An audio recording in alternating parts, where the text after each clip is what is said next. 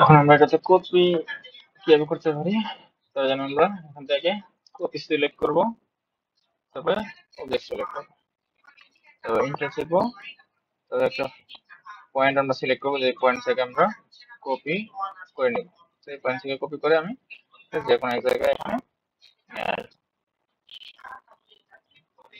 তো আমি এটা এখানে নিলাম এবং স্কেচ এটা থেকে বের হয়ে যাব। এখন আমি যদি স্কেল করতে চাই তাহলে স্কেল সিলেক্ট করব, তাহলে অবজেক্ট সিলেক্ট করব, ইন্টার টিপব, তারপরে এখান থেকে আমি এটা স্কেল করতে পারি। তো এটা আমার স্কেল হয়ে গেল। এখন আমি দেখি আমরা অফসেট কিভাবে করতে পারি। তার জন্য অফসেট সিলেক্ট করব, তারপরে অফসেট ডিসটেন্স দেব, দিলাম হচ্ছে 1, তারপরে অবজেক্ট সিলেক্ট করলাম, ভেতরের দিকে আনলে ভেতরের দিকে অফসেট হবে, বাইরের দিকে নিয়ে যাই তাহলে বাইরের দিকে 1 মিনিটের অফসেট হবে।